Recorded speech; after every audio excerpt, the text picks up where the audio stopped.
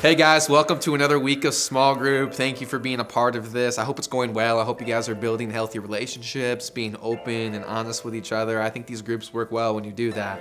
And if you were here with us last week or even just been a part of what's been happening over at Cypress Students, what we've had the opportunity to talk about the relationship between science and faith. And again, we talked about this, but they seem like they're just two competing issues. Like science is constantly trying to disprove who God is, the reality of Jesus Christ and his sacrifice for us. And then the Bible and Christians are kind of trying to disprove science, and that science isn't really true, or science doesn't have all the answers. And I think sometimes we look at it the wrong way, and they're not really competing, they're two complementing things. And I think what's happened out of this discussion, not just here with us as a church, but I'm talking about globally across the world, and we talk about science and faith, a lot of people have doubt build up in their hearts when they hear more about science or how old the earth is or really anything about science. Sometimes our gut instinct is to think, well, how could God be real? This doesn't really make sense. It doesn't add up. It confuses us, and we have doubts that just build up in our heart.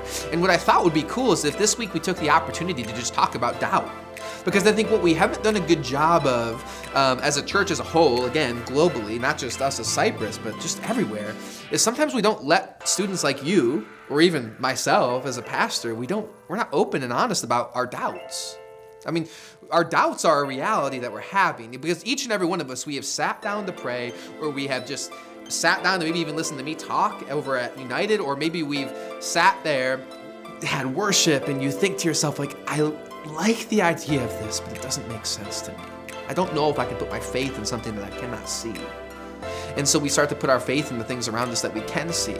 And I think we need to be more willing in a setting like this, in a small group setting, to just talk to each other about what the doubts are that we have. Because again, be honest. We look around us, we see school shootings, we see families constantly falling apart, we see divorce, and we say, how could a God look down on all of this and say that he is good and yet allow all of this to happen? These are questions that we've had, and yet we don't always wrestle with them, and we need to wrestle with them. Because I think when we wrestle with our doubts, we actually grow more in our faith.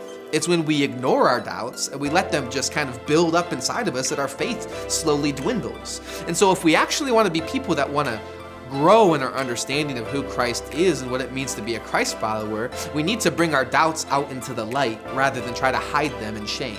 You should never, ever feel ashamed because you might have questions about what the Bible says in a certain section, or whether you really can make sense of who God is in the 21st century in America. We all wrestle with this. And so what I want for you to do tonight is this, and this is for leaders, students, talk to each other.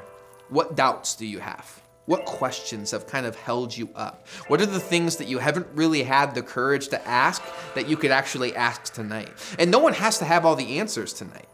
But what I would love to see is if we just talk about what the doubts are, you might find that other people have those same doubts.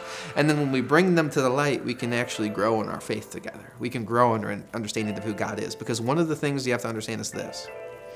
Nowhere in the Bible does it say to be a Christian, you have to be doubt-free. Nowhere does it say that. And so you have to understand that doubts don't make you any less human. They don't make you any less of a Christ follower.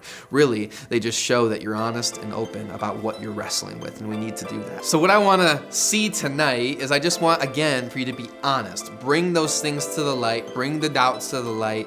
Take advantage of that, leaders and students. Don't be afraid. Don't be afraid to talk about the doubts, and don't feel like you have to have all the answers tonight either. Sometimes no answer is sometimes the best answer. Because sometimes we force an answer where we don't really have one. That's not helpful. So just be honest, bring it all to the light, have a great discussion, enjoy it, and I will see you next week.